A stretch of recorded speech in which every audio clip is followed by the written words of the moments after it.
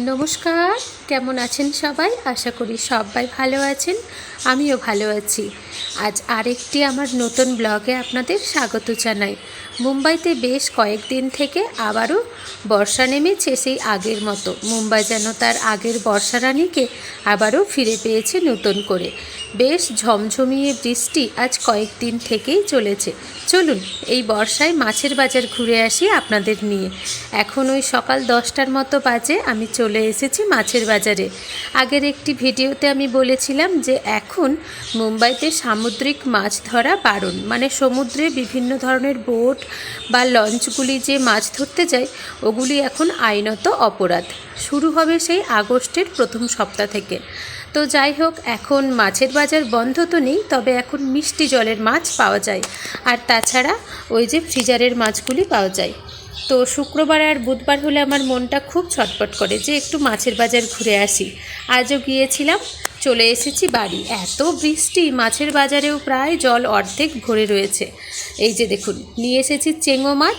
চেঙো মাছগুলি আমার খুবই পছন্দের। আজ আবার মাছগুলি সব জ্যান্ত, তবে এই যে এই মাছখানা আমার খুব ভয় করে দেখে, তাই আস্তে করে কাঁটি দিয়ে ওই মাছটাকে আগে ফেলে দিলাম। ওটা এক ধরনের পোকা, ওই চিংড়ি মাছেরই জাত বলতে পারেন।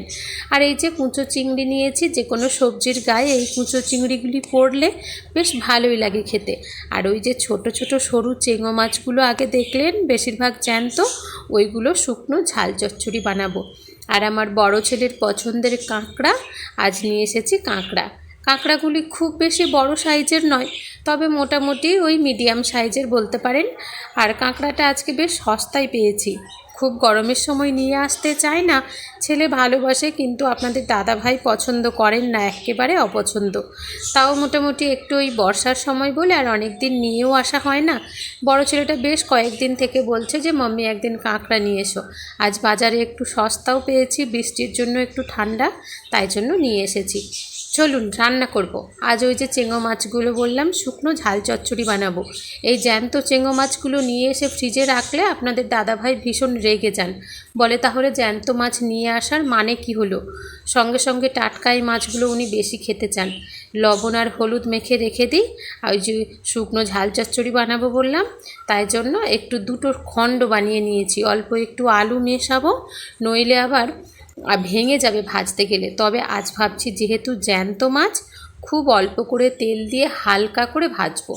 অবশ্য আবার মহারাষ্ট্রিয়ানরা এই মাছগুলিকে না ভেজে মশলা কষে ওর মধ্যে তুলে দেন। ওনারা বলেন ওতে নাকি আরও বেশি উপকার। তবে আমাদের বাড়িতে ওইরকমটা কেউ খেতে চায় না, হালকা ভেজে নেব। আর অঝোর ধারে বৃষ্টি, সেই সকাল থেকে থামার কোনো নাম নেই।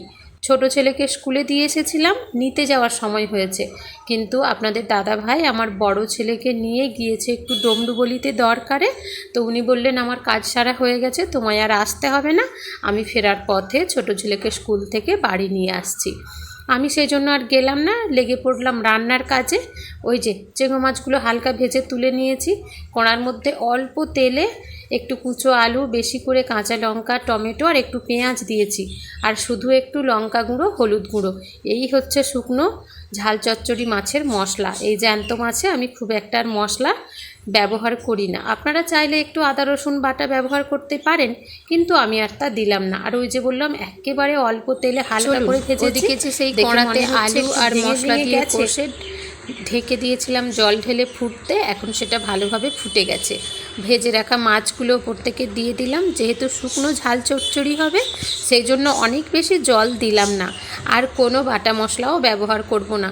এই অবস্থায় ঢেকে দিয়ে 2 মিনিট থেকে 3 মিনিট ফুটিয়ে নিয়েছি। এই যে চেঙো মাছের শুকনো ঝাল চচ্চড়ি রেডি। এটা আলু ছাড়াও রান্না করা যায়, কিন্তু আমাদের বাড়িতে একটু সরু সরু করে কুচো আলু দিয়ে সবাই একটু বেশি পছন্দ করে। গরম ভাতের সঙ্গে কী যে স্বাদ লাগে সে বলে বোঝানো যাবে না। এদিকে চেঙো মাছের ঝাল রান্না করতে করতে আমার 2 ছেলে এবং আপনাদের দাদা ভাই বাড়ি ফিরেছেন। প্রচণ্ড বৃষ্টি। ছোট ছেলের যেহেতু রেনকোটটা নিয়ে যাওয়া হয়নি, আমি নিতে যাওয়ার কথা ছিল, ছাতার মধ্যেও অর্ধেক ভিজে গেছে। কোটটা তো পুরোই ভিজে গেছে, কোটটা আগে এসে খুলে দিয়েছে। আর বড় ছেলেও ভিজে গেছে। চলুন কাঁকড়ার ঝালটা রান্না করতে হবে। যে বড় ছেলে এসে তো কাঁকড়া দেখে একেবারে খুশিতে নেচে উঠেছে। সে জানে সে আজ অনেক দিন পরে কাঁকড়া খাবে। কাঁকড়াটা আমাদের বাড়িতে সবচাইতে বেশি ওই পছন্দ করে। আমারও পছন্দ, কিন্তু আমার চাইতে বেশি আরও ওরই পছন্দ কাঁকড়াটা।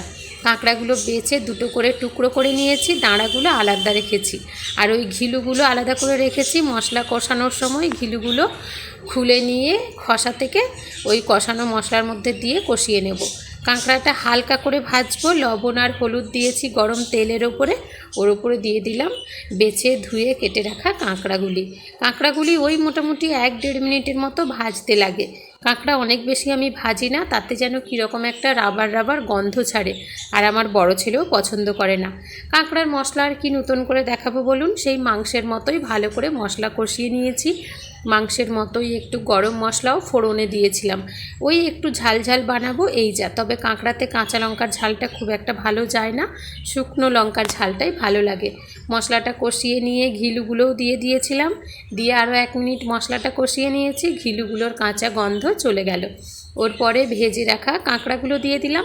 আর আমার বড় ছেলে কি পছন্দ করে আর কি করে না সেটা আপনাদের বললে আপনারা হাসবেন। এমনিতে বেটা আলু খায় না, এমনকি মাংসেরও আলু খায় না জানেন, কিন্তু আবার কাঁকড়ার তরকারিতে 2-4 পিস আলু ওর খুব পছন্দ।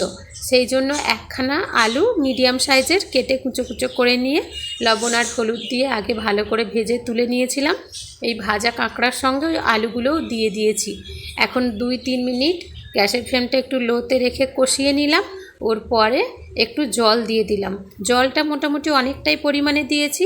বড় ছেলে আগের থেকেই বলে রেখেছে, মাম্মি তরকারিটা যেন একটু গ্রেভি হয়, একেবারে যেন শুকিয়ে না যায়। অন্যান্য দিন একটু গ্রেভি বাড়ানোর জন্য চিড়ে ভাজা কিংবা চাল ভাজা কিংবা মুড়ি গুঁড়িয়ে দিই, আজ আর ওসব দেবো না। ওই যে বেশ কিছু আলু দিয়েছিল, ওই ঘিলুটাও তরকারিটাকে আলু গাঢ় করে খাওয়া দাওয়ার শাড়ি। চুনো মাছের ঝালটাই আজ যা সুন্দর হয়েছিল, এত সুস্বাদু হয়েছিল, আর গরম ভাতের সঙ্গে খেতে যে কী স্বাদ লেগেছিল সে বলে বোঝানো যাবে না। আজ তো কাঁকড়া ফেলে মোটামুটি আমরা 4 জনে প্রায় এই দিয়েই ভাত খেয়ে নিয়েছিলাম। কাঁকড়াটা শেষে অল্প করে খেয়েছিলাম, বাকিটুকু রাত্রের জন্য রয়েই গিয়েছিল। চলুন আজকের ব্লগখানাও এখানেই শেষ করছি। আমার আজকের এই ছোট্ট ব্লগখানা কেমন লাগলো আপনাদের, পারলে একটি কমেন্ট করে জানাবেন, ভালো লাগলে একটি লাইক করে দেবেন। সবাই ভালো থাকবেন, সুস্থ থাকবেন, সাবধানে থাকবেন, আর আমার ব্লগটি কেমন লাগলো একটি কমেন্ট করে